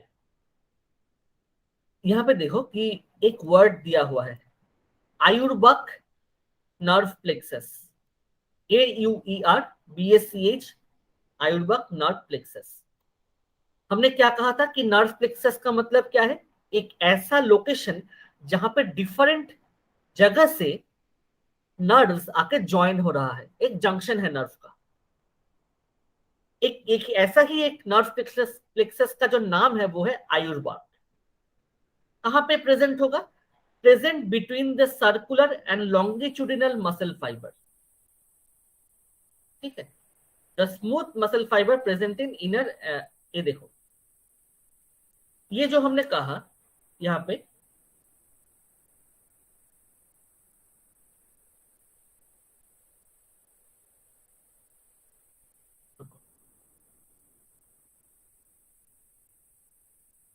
ये जो हमने यहां पे कहा कि इंटरनल लेयर और एक्सटर्नल लेयर, ये इंटरनल लेयर और एक्सटर्नल लेयर के बीच में जो जंक्शन है वहां पे रहता है मेरा ये आयुर्बक प्लेक्सस। ये बात क्लियर हुआ? আর স্যার একবার যেটা বললেন একটু বলো রিপিট না। করবেন, আমি লেফট হয়ে গেছিলাম। हाँ, अच्छा, सबको सुनाई दिया था क्या? मैं फिर से नहीं तो बोलता हूँ फिर से। मेरा माइक्रोफोन थोड़ा डिस्कनेक्ट हो गया था, इसलिए क्या बोला तुम लोगों ने, मैंने मुझे सुनाई नहीं दिया। বলছি কি স্যার আর একবার বলুন না। हाँ,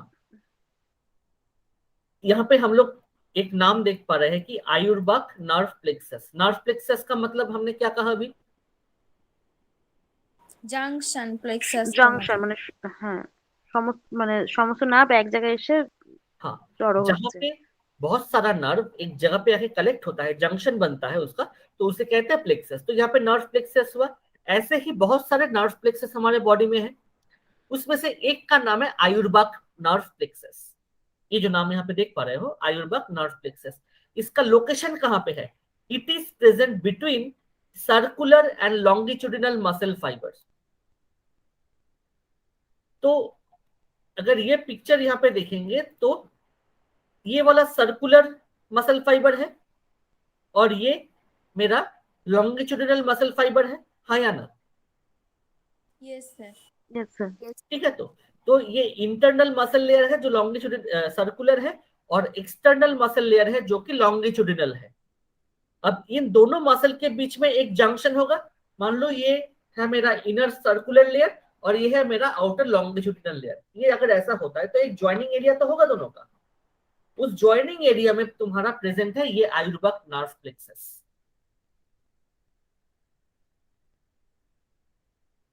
क्लियर हुआ? Yes sir. हाँ सर। ये देखो, यहाँ पे देखो,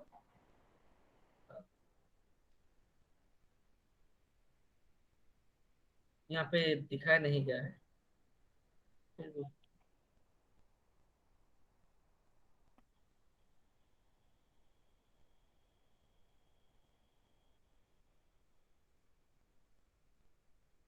अच्छा, तो यहाँ पे देख सकते हो लिखा हुआ है कि Auerbach nerve plexus is present in between the circular and longitudinal muscle fibre. और एक क्या है? The smooth muscle fibres present in inner circular layer of anal canal. वो छोड़ दो अभी के लिए। एनस की अगर बात करेंगे, ये दो नाम अभी के लिए याद करके रखो।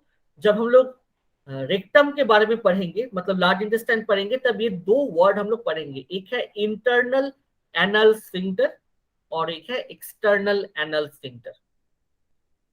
इंटर स्फिंक्टर का मतलब है गेट, दरवाजा। एनल का मतलब है जो एनस है हमारा, ये दो देख पा रहे हो यहाँ पे, ये रेक्टम एनस का एरिया है। तो इंटरनल एनल स्फिंक्टर मतलब एनस के अंदर एक दरवाजा है और एनस के ओपनिंग की ओर एक दरवाजा है। तो दो गेट होता है, यही दो गेट बनता है हमारा ये फाइबर लेयर से। ठीक है ना? फाइबर लेयर नहीं, ये स्मूथ मसल लेयर से। तो ये नाम अभी के लिए याद करके रखो, बाद में हम लोग उसका लोकेशन देख लेंगे। तो एक बात क्लियर हुआ कि आयुर्बक नर्व प्लेक्सस कहां पर है? Yes sir. Yes sir. ठीक है, अच्छा। और एक बात है कि बाहर का जो एरिया है उसे कहते हैं सेरस लेयर, एकदम आउटसाइड, मतलब मस्कुलर लेयर के भी ऊपर। वहां पे हम लोग कहते हैं कि आउटर सेरस लेयर या फिर फाइब्रस लेयर।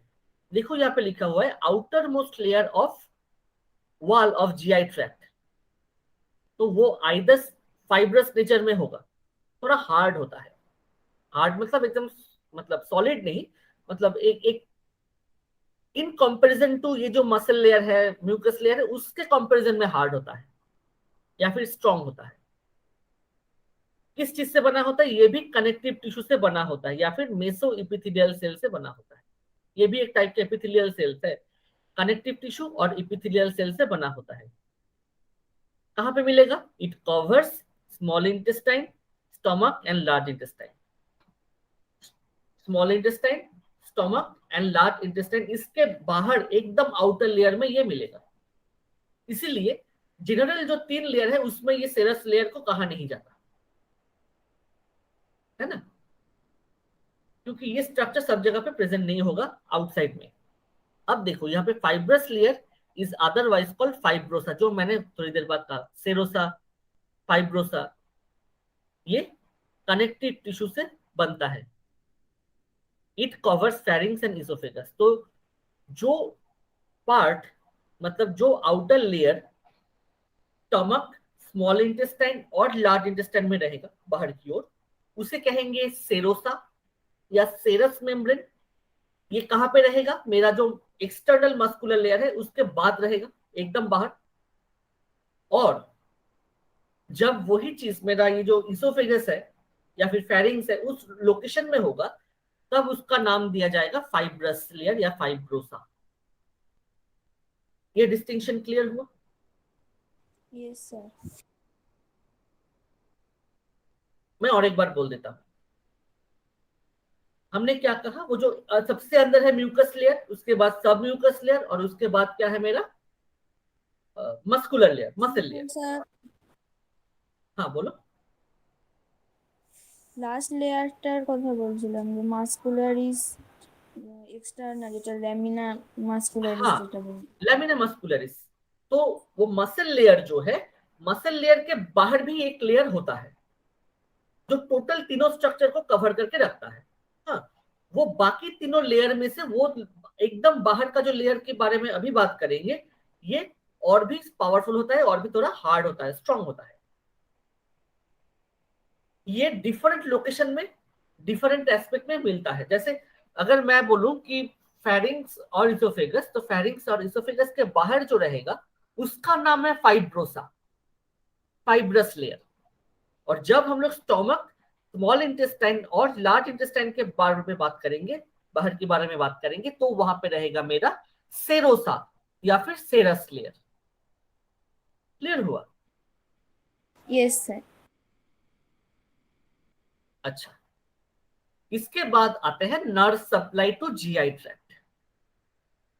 देखो हमारे बॉडी में मसल में जो भी काम करता है वो नर्वस स्टिमुलेशन से ही होता है। नर्वस स्टिमुलेशन रहेगा तभी जाके मसल मूवमेंट होगा, तभी जाके मेरा सेल काम करेगा, तभी जाके मेरा जो हार्मोन्स है वो सिक्रेट होगा, बनेगा। तो विदाउट नर्व सप्लाई हमारा बॉडी कुछ काम ही नहीं करेगा। इसलिए नर्व सप्लाई जीआई ट्रैक्ट में कौन कौन सा है वो जानना बहुत ही इंपॉर्टेंट है। यहाँ पे देख सकते हो 2 टाइप का हमने यहाँ पे नाम बताया हुआ है। एक है इंट्रिंसिक नर्व सप्लाई, एक है एक्सट्रिंसिक नर्व सप्लाई। इंट्रिंसिक जो वर्ड है इससे समझ पा रहे हो कि कुछ रिलेटेड टू इनसाइड, अंदर से रिलेटेड कुछ बात कर रहे हैं, और एक्सट्रिंसिक मतलब थोड़ा बहुत एक्सटर्नल कुछ चीजों से रिलेटेड हो रहा है। तो यहाँ पे अब हम लोग पहले देखते हैं कि इंट्रिंसिक क्या है, एक्सट्रिंसिक क्या है। ये बहुत ही इंपॉर्टेंट है फॉर इंटरव्यू एंड जब प्रैक्टिस में जाओगे, ओटी में जाओगे, काम करोगे, या फिर किसी कोई भी फील्ड में जाओगे, तो मेडिकल फील्ड में ये नर्व सप्लाई का जो नॉलेज है ये बहुत ही इंपॉर्टेंट है। किसी भी डायग्नोस्टिक प्रोसीड्यूर को समझने के लिए इंपॉर्टेंट है। तो सबसे पहले हम लोग कहेंगे कि इंट्रिंसिक नर्व सप्लाई या फिर enteric nervous system. Intrinsic nerves to GI tract forms the enteric nervous system that controls all secretions and movement of GI tract. तो intrinsic nerves जो होता है, हमारे GI tract में जितने भी मूवमेंट्स होते हैं दिमाग में रखो कि जितने भी मूवमेंट्स हो रहे हैं एंटायर जीआई ट्रैक्ट में, उसके साथ वहां पे जो भी केमिकल बन रहा है, जो भी सिक्रीशन हो रहा है केमिकल्स का, इन दोनों चीजों को रेगुलेट करता है मेरा इंट्रिंसिक नर्व सप्लाई या फिर एंटेरिक नर्व सप्लाई।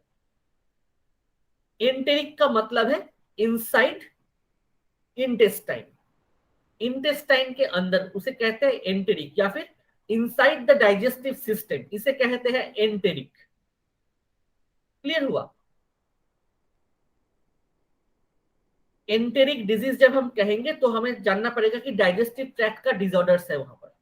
उसी तरह एंटेरिक नर्वस सिस्टम मतलब जो नर्वस सिस्टम हमारा स्टमक, स्मॉल इंटेस्टाइन, ये जो रीजन है इसको रेगुलेट करता है, या फिर हमारा जो जीआई ट्रैक्ट है उसको रेगुलेट करता है। तो यहाँ पे रेगुलेशन किस चीज का होगा? दो इंपॉर्टेंट काम को यहाँ पे मतलब कंट्रोल किया जाता है। पहला मूवमेंट या फिर ट्रांसपोर्टेशन। तो हमारे माउथ में जब हम लोग खाना हमने खाया तो वो जो फूड यहाँ पे मूव कर रहा है तो उसका भी एक प्रोसेस है, जा रहा है अंदर। तो उस मूवमेंट के लिए एक नर्वस सिस्टम का कंट्रोल चाहिए, वो कंट्रोल ये इंट्रिंसिक नर्व सप्लाई करता है। और क्या है, वहां से सिक्रीशन होता है, केमिकल्स रिलीज होते हैं डिफरेंट जगह पर। वो कौन करेगा? वो भी हमारा ये एंटेरिक नर्वस सिस्टम या फिर इंट्रिंसिक नर्व सप्लाई जो है वो करेगा। तो यहां पे देखो, enteric nervous system is present within the wall of GI tract from oesophagus to anus. Oesophagus से लेके एनस तक ये जो इंट्रिंसिक नर्व सप्लाई है वो प्रेजेंट रहता है। ये जो नर्वस सिस्टम है ये दो इंपॉर्टेंट स्ट्रक्चर से बना हुआ है। पहला है तुम्हारा आयुर्बाक प्लेक्सस और दूसरा है मिसनर्व प्लेक्सस। तो जैसा मैंने कहा, नर्व जंक्शन, दो इंपॉर्टेंट नर्व जंक्शन है इंट्रिंसिक में। एक है क्या? आयुर्बाक प्लेक्सस, जो अभी अभी हमने पढ़ा कि इनर सर्कुलर लेयर और आउटर लॉन्गिट्यूडिनल लेयर के बीच में प्रेजेंट रहता है आयुर्बाक प्लेक्सस। और दूसरा है माइसनर प्लेक्सस। ठीक है, तो यहां पे देख सकते हो कि this nerve plexus contain nerve cell bodies, nerve cell and receptor. तो एक नर्वस सिस्टम का जो काम होता है वही इसी का होगा। तो Auerbach plexus is also known as myenteric plexus. एक चीज मैं बता दूं, यहां पे देखो, माइसनर अलग है, एक नाम है, और यहाँ पे माई एंटेरिक नर्व कहा जा रहा है इस आयुर्बाक को। क्यों माइंटेरिक? एंटेरिक का मतलब हमने क्या कहा? वो जो जीआई ट्रैक्ट का पार्ट है, oesophagus, stomach, small intestine, large intestine, ये जो एंटायर प्रोसेस है इसे कहते हैं एंटेरिक। तो यहाँ पे एंटेरिक वाला मीनिंग आ गया। उसके बाद माई जो वर्ड है वो होता है मायो से, मसल। अब थोड़ा ध्यान दो कि हमने क्या कहा था, inner circular layer, outer longitudinal layer, दोनों मसल लेयर के बीच में प्रेजेंट है ना? इसीलिए मायो एंटेरिक नर्व प्लेक्सस, उसी को हम लोग कहते हैं मायोएंटेरिक नर्व प्लेक्सस, जिसका एक अच्छा नाम है, जिसका नाम है आयुर्बाक प्लेक्सस। क्लियर हुआ ये? Yes sir. अगर क्लियर नहीं है तो बताना, क्योंकि ये बेसिक चीज है। अगर समझ लोगे लोकेशन तो उतना मतलब याद रखना नहीं पड़ेगा। मैं और एक बार बोल रहा हूं, मायोएंटेरिक नाम क्यों दिया गया है? एंटेरिक का मतलब है related to GI tract, mainly oesophagus, stomach और मेरा लार्ज इंटेस्टाइन, स्मॉल इंटेस्टाइन, इसलिए एंटेरिक। तो ये मायोएंटेरिक का एंटेरिक का मीनिंग चला पता चल गया। अब माई जो है वो मायो से आता है, मसल से आता है। अब क्योंकि ये जो नर्व प्लेक्सस है तो मसल लेयर के बीच में है, इसलिए मायोएंटेरिक नर्व प्लेक्सस, उसी का एक प्रॉपर नाम है आयुर्बाक प्लेक्सस। तो इसका फंक्शन क्या है? Its major function is to regulate the movement of GI tract. GI tract में जो मूवमेंट हो रहा है उसको रेगुलेट करता है, जिसको हम लोग पेरिस्टाल्सिस कहते हैं ना, वो मूवमेंट। अच्छा, तो ये जो कॉन्ट्रैक्शन रिलैक्सेशन ये जो पार्ट है, ये जो मूवमेंट है, ये हमारा आयुर्बाग प्लेक्सस करता है। यहां तक क्लियर हुआ? अब आते हैं माइसनर प्लेक्सस पे। माइसनर नर्व प्लेक्सस ये क्या करता है, इसको हम लोग क्या कहते हैं, सब म्यूकस नर्व प्लेक्सस। इसका कॉमन नाम है सब म्यूकस नर्व प्लेक्सस। तो इस पर्टिकुलर नाम से बता सकते हो कि इसका लोकेशन कहां पर होगा। तो it is situated between muscular layer and submucous layer of GI tract. मतलब ये तो हो गया मेरा इनर सर्कुलर लेयर, और उसके ऊपर रहता है मेरा सब म्यूकस लेयर। तो सब म्यूकस लेयर और सर्कुलर जो मस्कुलर लेयर है उसके बीच में रहता है मेरा ये माइसनर नर्व प्लेक्सस। अगर पिक्चर दिखाएंगे तो ये वाला देखो, येलो कलर का यहाँ पे दिखाया हुआ है। मैं थोड़ा इनलार्ज करता हूं इसे। ये देखो, ये येलो डॉटेड स्ट्रक्चर तो देख पा रहे हो, ये तुम्हारा सेरस में लेयर और तुम्हारा जो इनर सर्कुलर लेयर है उसके जंक्शन में है, इसलिए ये माइसनर प्लेक्सस है, सब म्यूकोसल नर्व प्लेक्सस। और उसके बाद है मेरा आयुर्बाग प्लेक्सस, जो दो मसल लेयर के बीच में है। ये पिक्चर क्लियर हुआ क्या? আর একবার একটু বলুন না স্যার, বুঝতে পারছি না।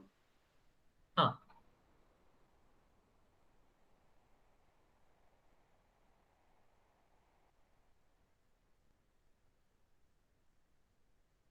ये जो पिंक कलर का जो एरिया है ये सब म्यूकस लेयर है, ठीक है।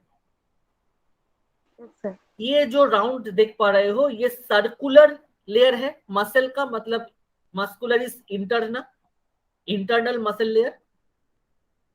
तो ये जो इंटरनल मसल लेयर है और ये जो सर्कुलर मतलब जो सबम्यूकस लेयर है, इसके बीच में जो जंक्शन है यहां पे रहेगा मेरा मेस्नर प्लेक्सस। হ্যাঁ স্যার। ठीक है, तो ये जो कलर डिस्टिंक्शन में अगर समझेंगे तो ये जो स्ट्रॉबेरी कलर का जो कलर है यहाँ पे, और ये जो डीप रेड कलर का देख पा रहे हो, ये एक मसल है और ये सब म्यूकस लेयर है। तो सब म्यूकस लेयर और इंटरनल मसल लेयर का जो जंक्शन होगा, उस जंक्शन में हमारा ये माइसनर प्लेक्सस रहेगा। Okay sir. সবাই বুঝতে পারলি কি জিনিসটা? হ্যাঁ স্যার। तो ये मेरा सब म्यूकस लेयर है और ये मेरा मस्कुलरिस लेयर है, मसल लेयर है। तो मसल लेयर और सब म्यूकस लेयर के बीच में जो जंक्शन होगा वो होगा मेरा ये तुम्हारा माइसनर प्लेक्सस। और उसके पीछे आएंगे तो पूरा मसल लेयर हो जाएगा। तो मसल लेयर में हमने क्या कहा था, दो एरिया है, एक है इनर एक है आउटर। तो इनर और आउटर मसल लेयर के बीच में जो होगा वो है मेरा माइंटेरिक प्लेक्सस या फिर आयुर्बाग प्लेक्सस। लोकेशन दिमाग में बैठा अभी? হ্যাঁ স্যার, বুঝতে পেরেছি। अच्छा, तो माइसनर प्लेक्सस का काम क्या है? Regulation of secretory function of GI tract. ये जो केमिकल रिलीज होता है डिफरेंट जगह पे वो कंट्रोल करता है हमारा माइसनर प्लेक्सस। तो मूवमेंट जो है वो रेगुलेट करता है मेरा आयुर्बाग प्लेक्सस या फिर माइंटेरिक प्लेक्सस, और जो केमिकल रिलीज होता है वो कंट्रोल करता है मेरा माइसनर प्लेक्सस। ये बहुत ही इंटरेस्टिंग, बहुत ही इजी वे में इस बुक में लिखा गया है। तुम जस्ट थोड़ा सा शांति से बैठ के जब पढ़ोगे तब उसको एक क्या कहेंगे, फ्लो चार्ट बना के पढ़ लेना, देखना इजीली मतलब दिमाग में पूरा बैठ जाएगा, पूरा मैप के जैसा बैठ जाएगा, कभी भी नहीं भूलोगे। अब आते हैं एक्सट्रिंसिक नर्व सप्लाई पे। ये तो क्या इंट्रिंसिक, इंट्रिंसिक में दो हमने पढ़ लिया, एक है मेरा आयुर्बाग और एक है मेरा माइसनर। उसके बाद है extrinsic nerve supply. Intrinsic nerves that control enteric nervous system from autonomic nervous system, जो हमारे कॉन्शियस कंट्रोल में नहीं होता। जैसे कुछ कुछ यहाँ पे हम लोग ये जो पार्ट है यहाँ पे शायद पूरा जो चीज है वो समझ में नहीं आएगा, नर्वस सिस्टम पढ़ने के बाद शायद पूरा समझ पाओगे, लेकिन अभी के लिए कुछ इंपॉर्टेंट पॉइंट्स याद करके रखते हैं। तो एक्सट्रिंसिक नर्व सप्लाई के अंदर में हमें मिलेगा sympathetic nerve fibres, parasympathetic nerve fibres. ठीक है, तो हमने क्या नाम पढ़ा? एक है सिंपैथेटिक नर्व फाइबर्स, एक है पैरासिम्पैथेटिक नर्व फाइबर्स। याद करो सिंपैथेटिक नर्व फाइबर्स के बारे में हमने क्या बोला था कि जो बॉडी में फाइट और फ्लाइट रिस्पॉन्स है वो आता है मेरा सिंपैथेटिक नर्व फाइबर्स से, है ना। मतलब जो वर्क है, एक्शन है, फाइट और फ्लाइट रिस्पॉन्स जो होता है वो आएगा मेरा सिंपैथेटिक नर्व फाइबर से। और স্যার সেই অ্যাড্রিনালিনের যেটা ছিল हाँ एकदम ठीक है, इसके बारे में डिटेल्स हम लोग बाद में जाएंगे, अभी के लिए जान के रखो ये दो नाम बस। सिंपैथेटिक नर्व फाइबर जैसे क्या करता है, it inhibit the movement and decrease the secretion of GI tract by secreting noradrenaline. It causes constriction of sphincter. मान लो नॉर्मल डाइजेशन प्रोसेस चल रहा है,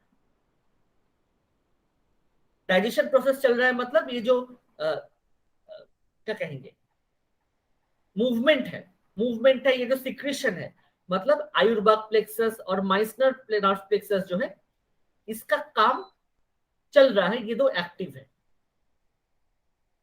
जब मेरे सामने कोई थ्रेट आ जाता है, मान लो एक शेर आ गया मेरे सामने, तो वहां पे बॉडी डाइजेस्ट करना इंपॉर्टेंट, मतलब फूड डाइजेशन इंपॉर्टेंट है या फिर वहां से भागना इंपॉर्टेंट है? कौन सा? भागना इंपॉर्टेंट हो जाएगा, नहीं तो हम लोग किसी का डाइजेशन का प्रोसेस बन जाएंगे। तो क्या होता है तब क्या होगा, जब हमारे सामने एक थ्रेट आएगा तो फाइट और फ्लाइट रिस्पॉन्स हमारे बॉडी में होगा। जब फाइट और फ्लाइट रिस्पॉन्स होगा तब हमारे बॉडी को क्या चाहिए कि जो भी एनर्जी है बॉडी का वो भागने में काम आ जाए। डाइजेशन प्रोसेस तब साइड में रहे, पहले भागो वहां से। तो डाइजेशन प्रोसेस में जो भी एनर्जी जा रहा था वो वहां से कलेक्ट कर लिया और हाथ पैर में भागने के लिए दे दिया। तो वहां पे क्या होता है, ये जो आयुर्बाग प्लेक्सस है या फिर जो माइसनर नर्व प्लेक्सस है, जो कि हमारा वो पेरिस्टालसिस जो जीआई ट्रैक्ट का जो मूवमेंट है उस मूवमेंट को रोक लेता है और वहां पे जो केमिकल सिक्रेशन हो रहा था डाइजेशन के लिए उसको भी रोक लेता है। तो वही कह रहे हैं कि सिंपैथेटिक नर्व फाइबर्स इनहिबिट मतलब रोकता है the movement and decrease in secretion of GI tract. जहां पे एक केमिकल वो लोग सीक्रेट करते हैं जिसका नाम है नॉरएड्रेनालिन, वो बाद में जानेंगे। तो इसका बेसिक काम ये है, सिंपैथेटिक नर्व फाइबर्स का काम यही है कि डाइजेशन प्रोसेस को रोक देना अगर वहां पे ऐसा कोई फाइट और फ्लाइट रिस्पॉन्स आता है तो। यहां तक क्लियर हुआ? Yes sir. Yes, sir. और एक क्या होता है, parasympathetic nerve fibres. Parasympathetic nerve fibres, parasympathetic का एग्जैक्ट उल्टा होता है इसका, रिलैक्स्ड स्टेट बॉडी में लाता है। इसका काम क्या है कि it accelerates the movement and increase in secretion of GI tract. तो अगर हम लोग शांत है, हेल्दी है, ठीक है, हमारे सामने कोई थ्रेट नहीं है या फिर हमारे सामने कोई फाइट और फ्लाइट रिस्पॉन्स नहीं है, तो हमारा बॉडी क्या होगा, रिलैक्स स्टेट में रहेगा, शांति से। पैरासिम्पैथेटिक सिस्टम वहां पे काम करेगा। अब पैरासिम्पैथेटिक सिस्टम जब काम करेगा तो वहां पे क्या होगा, हमारा जो ये आयुर्बाग प्लेक्सस है या फिर जो माइसनर प्लेक्सस है, मतलब जो मूवमेंट कंट्रोल करता है या फिर जो केमिकल सिक्रेशन को कंट्रोल करता है, वो टेक ऑन कर लेगा। हमारा डाइजेस्टिव सिस्टम का जो प्रोसेस है, जो डाइजेशन प्रोसेस है, वो प्रॉपरली होता रहेगा। तो ये था दो एक्सट्रिंसिक जो प्रोसेस है वो। अब एक्सट्रिंसिक क्योंकि ये बाहर का जो सिचुएशन है उससे रेगुलेटेड है, हमारे आसपास क्या चल रहा है उसके बेसिस पे डिसाइड होगा कि मेरा जो बॉडी है वो पैरासिम्पैथेटिक वे में काम करेगा या सिंपैथेटिक वे में काम करेगा। और आज के डेट पे बाद में जब डिजीज के बारे में जाएंगे तब हम लोग इसको थोड़ा और मतलब क्या कहेंगे, रियलाइज कर पाएंगे, इसका प्रैक्टिकल एक्सप्रेशन देख पाएंगे लोगों के अंदर। अभी के लिए ये पर्टिकुलर पॉइंट एकदम से दिमाग में बैठा लेना है, अच्छे से समझना है। क्यों, मैं एक थोड़ा सा हिंट देता हूं। आज के डेट पे तुम देखोगे almost everybody have gastrointestinal intestinal system में intestinal system problem, GI tract का प्रॉब्लम है सबके अंदर। डाइजेस्टिव इशू, गैस का प्रॉब्लम, हर कोई वो एंटासिड खाता है ना। अब क्यों होता है ये चीज, इसका रीजन ये है, यही कारण है पैरासिम्पैथेटिक और सिंपैथेटिक का। हमारे आसपास का जो सिचुएशन है, हमने सिंपैथेटिक नर्वस सिस्टम को स्टिमुलेट करने वाला बना के रखा हुआ है। इसीलिए एक इंसान अगर कोई खाना खाता भी है तो क्योंकि उसके आसपास का जो सिचुएशन है वो उसको हर वक्त सिंपैथेटिक मोड पे रखने की कोशिश कर रहा है, फोर्स कर रहा है, तो उसका body already 24/7 365 days 7 days a week क्या होगा, सिंपैथेटिक सिस्टम में रहेगा, मतलब फाइट और फ्लाइट रिस्पॉन्स में रहेगा। अब जब फाइट और फ्लाइट रिस्पॉन्स में रहेगा तब वो मूवमेंट भी ठीक से नहीं होगा, वहां पे डाइजेशन के लिए वो केमिकल भी प्रॉपर्ली सीक्रेट नहीं कर पाएगा।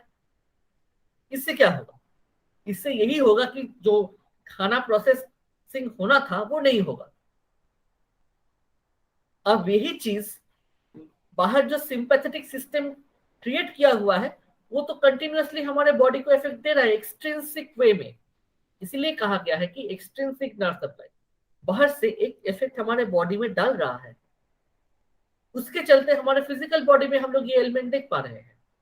प्रॉब्लम वहां पे है, तुम हजार हजार एंटासिड की गोली खा लो, जब तक बाहर का जो वो सिंपैथेटिक एनवायरनमेंट है उसको जब तक हम पैरासिम्पैथेटिक में कन्वर्ट नहीं कर लेंगे तब तक कुछ नहीं होना। उस आदमी को एक पूरा टोकरी भर के अगर एंटासिड भी खिला दोगे तब भी जाके कोई फायदा नहीं होगा, क्योंकि उसका जो बॉडी है वो ऑलरेडी वो सिंपैथेटिक जो स्टिमुलस है, सिंपैथेटिक जो सिग्नल है उसके बेसिस पे बॉडी काम कर रहा है, फाइट एंड फ्लाइट रिस्पॉन्स, तो वो थोड़ी डाइजेशन में मन देगा। इसी वजह से इतना सारा जो डाइजेस्टिव सिस्टम का जो डिसऑर्डर है वो हम आसपास यहाँ पे देख पाते हैं। क्लियर हुआ ना।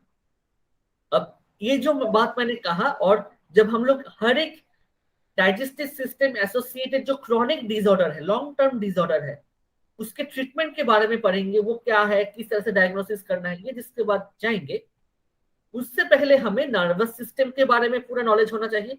उससे पहले मुझे हार्मोनल सिस्टम के बारे में पूरा नॉलेज होना चाहिए कि किस तरह से हमारा जो साइकोलॉजी है या फिर आसपास का जो सिचुएशन है, हमारा जो हार्मोन सिक्रेशन है या फिर हमारा जो नर्वस सिस्टम है इसको कंट्रोल करता है, और कैसे ये हमारे डिफरेंट ऑर्गन सिस्टम को इफेक्ट करता है, तब जाके हम डिजीज को रिलेट कर पाएंगे। यहाँ तक क्लियर हुआ सबको? Yes sir. Yes sir. ठीक है, तो ये था हमारा पहला टॉपिक।